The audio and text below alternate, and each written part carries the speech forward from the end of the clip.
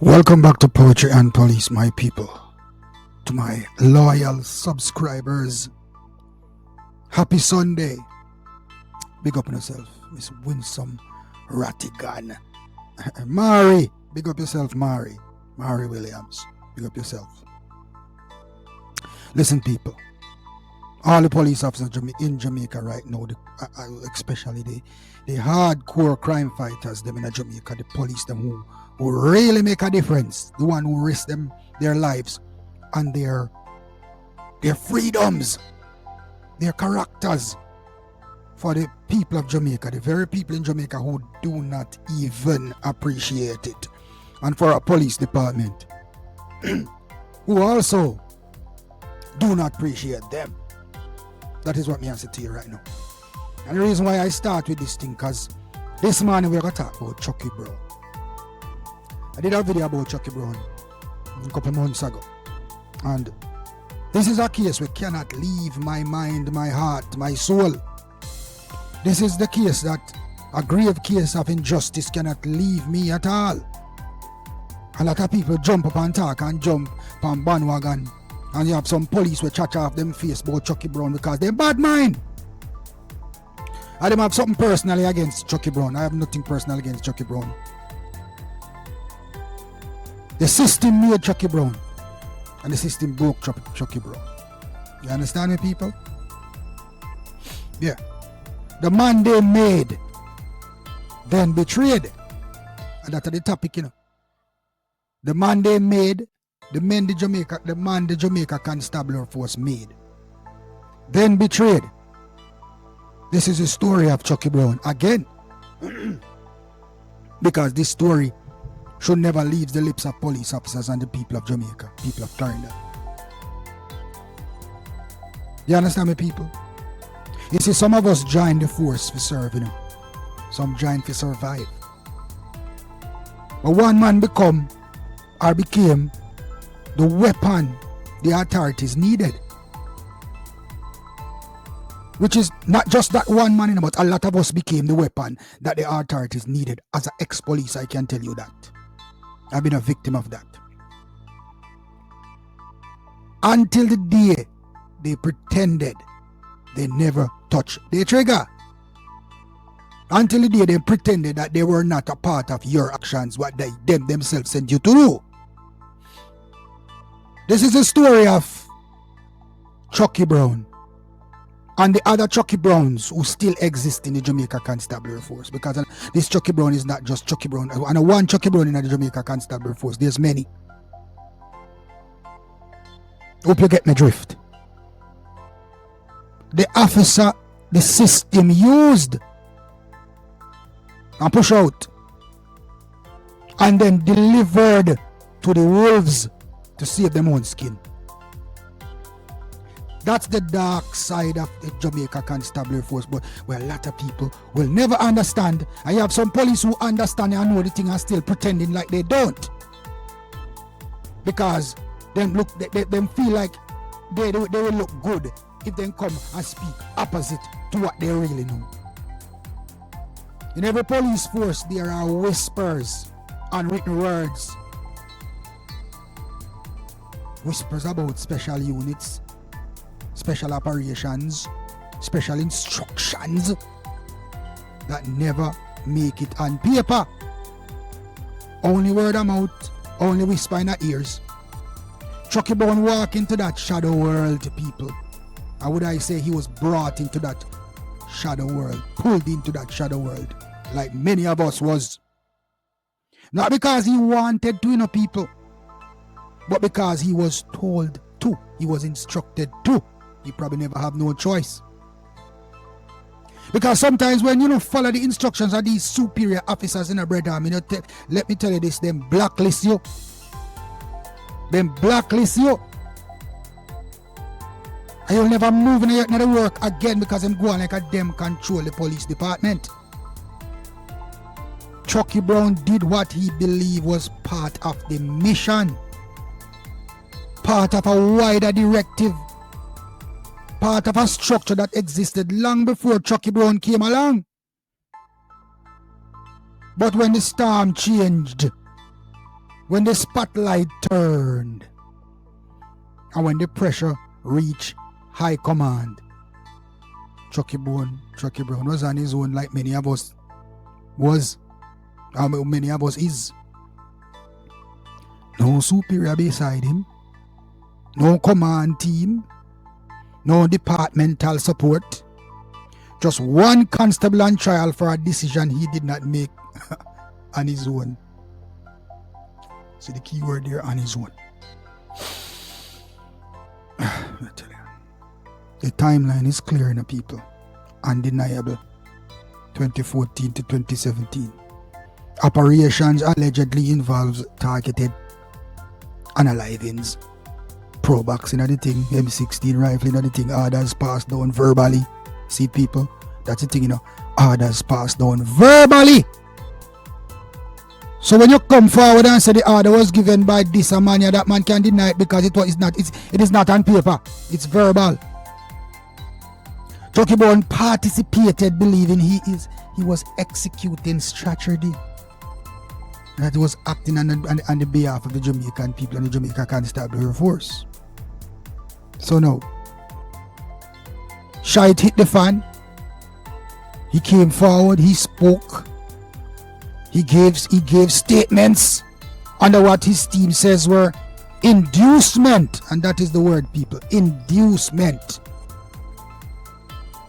He was induced to give statements, made promises to give statements, promises that would have protected him, helped him, safeguarded him,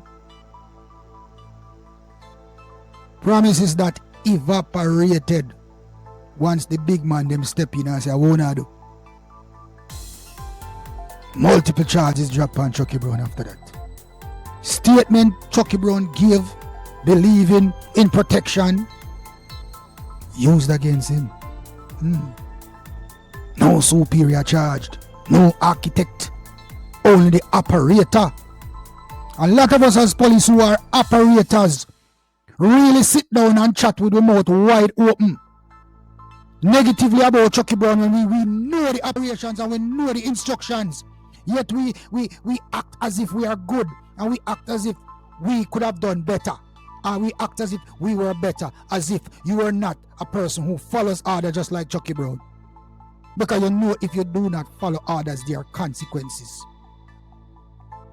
The operator is the only one that does the action, so therefore the operator is the only one that can get trouble. And so Chucky Brown fell into that trap. 2019 sentencing, Chucky received life. Must serve 51 years before parole eligibility. Public is shocked. Lot of good police officers who believe in the system pass shock. They made international headlines. While right now Chucky is in jail, in prison, lingering, appealing, trying to appeal, wondering if his appeal is being heard or will it be heard. 2025, the arguments. What is the argument? Statement obtained from Chucky by inducement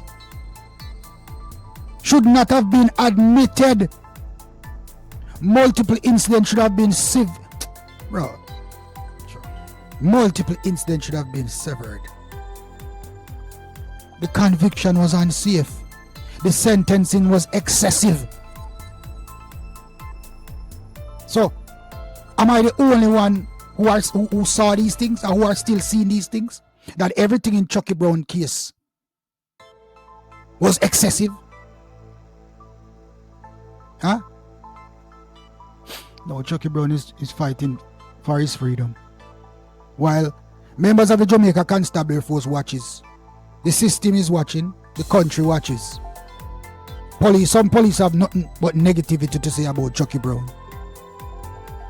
And the system is taking its time.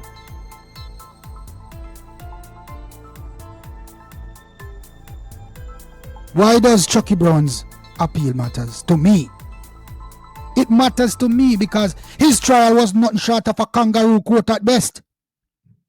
The judge was chosen, prosecutor chosen, Bigfoot policing and prosecution. Me I tell you that straight up. Man in a chamber talk to judge.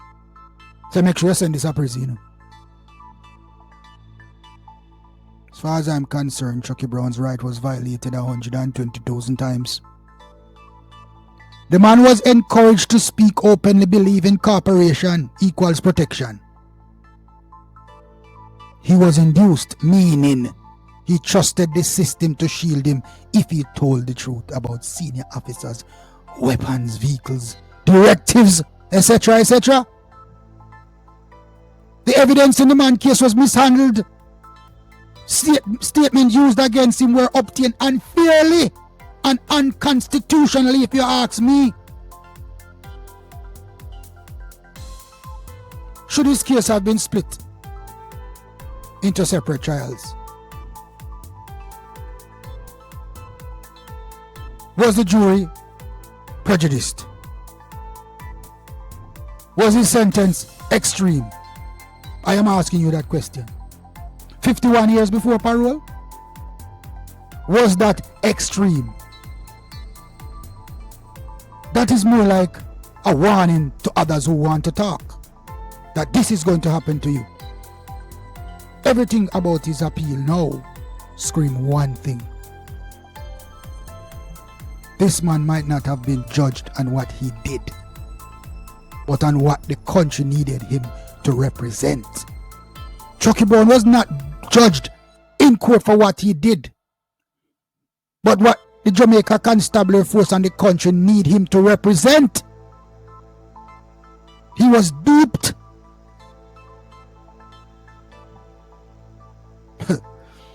Brother, I lived in those trenches before, the same trenches that Chucky Brown lived in, where you follow instructions. So I know how it works.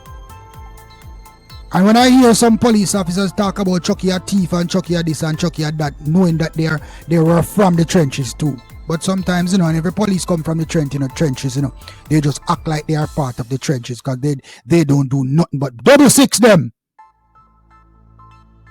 They just tag along to gain favor and gain name and popularity. They say, oh, me a shot, they were a shotter. Or they were a crime fighter. And they are nothing. They're just riding on the backs of people like Chucky Brown. The biggest question I am going to ask the system now and the country, and the idiot them will chat off their mouth. Does a constable create a system? A constable doesn't create a system.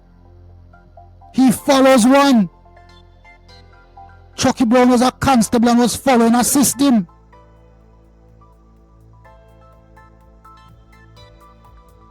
And when the system failed him and he was on his own, back against the wall, he reported, he trusted, and then he was handed over to save leadership's reputation.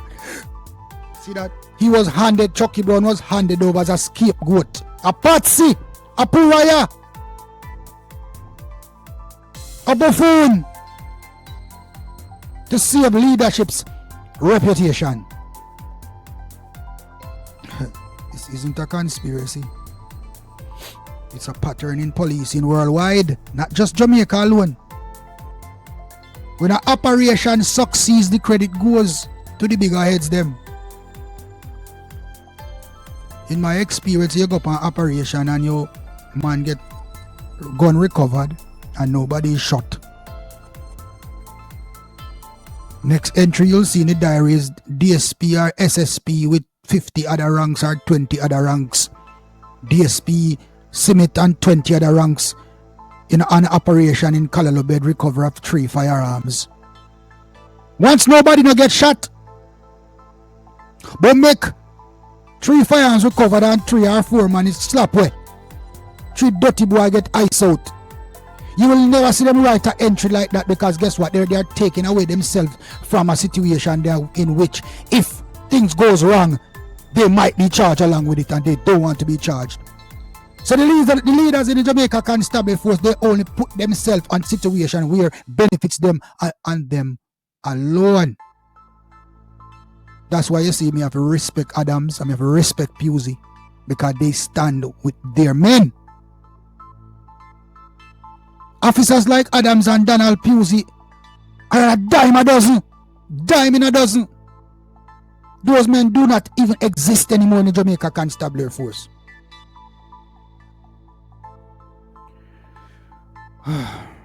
When it fails, the blame goes down to the little small man. The man behind the badge. Chucky was not a monster. Not a rogue cop as they portray him to be. Not a cold gunman. He was a product of a system that shaped him. The same system that turned its back against Chucky Brown when he needed it the most. Some men break the law, some men enforce the law, but some men get trapped between orders and survival. And this is the key point to people you need to listen. Some police officers get trapped between orders and survival. Because if you disobey certain orders, then you know what that means for you. You're blacklisted. A lot of us as police officers were trapped between right and reality. And between what they were told to do and who they were told to become. Chucky Brown is not just a prison. He's a question Jamaica still haven't answered. He's a question that the police department still haven't answered up until this day. The last video I did about Chucky Brown, I noticed that a lot of people jump up and rile up. Chucky Brown a thief, Chucky Brown is this and Chucky Brown is that. How many police officers in the Jamaica Constabulary Force is better than Chucky Brown? How many police officers in the Jamaica Constabulary Force have been through the trauma that Chucky Brown went through? I've said it already, I will say it again. No constable have the power to do the things that Chucky Brown was doing without direct supervision or without orders. And when the orders go wrong, because they are verbally and not written, man jump ship. Because the Jamaica Constabulary Forces, all them bigger heads up at top are nothing but shifters, zigzaggers, and false pretenders who uses hard-working policemen who are dedicated and will do anything for the cause, who direct these officers in the wrong direction and use these officers as their tool. Chucky Brown was one of those. I was one of those. And a lot of us was one of those. So right now, I am a Chucky Brown. I am a Chucky Brown. And a lot of police officers who have left the organization were Chucky Browns. Hux was a Chucky Brown. Cowboy was a Chucky Brown. All of them bad police, all of them bigger four was a Chucky Brown.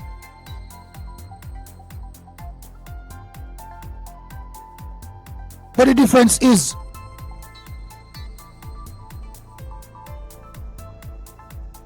they were protected and Chucky Brown was not. Sometimes, I feel so ashamed when we hear police come and talk some foolishness as if they do not know the system that they serve. Commissioner Blake, I think you are doing a fine job as Commissioner of Police. I hope that the system does not create any more Chucky Browns. Hope that the system does not create a young man and turn him into their weapon, then discard him. The first moment their heads will face the chopping block.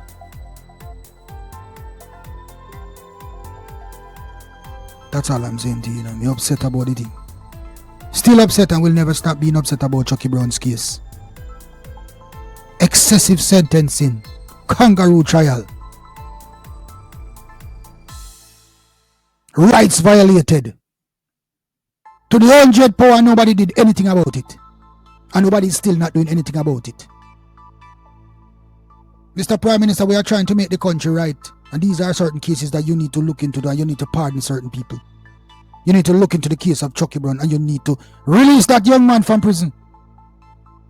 Because question should not be asked of Chucky Brown, it should be asked of his leaders, his handlers. Those are the people who should have been answering to Chucky Brown's action, not Chucky Brown, a simple constable who have to follow instructions. And who did follow instructions.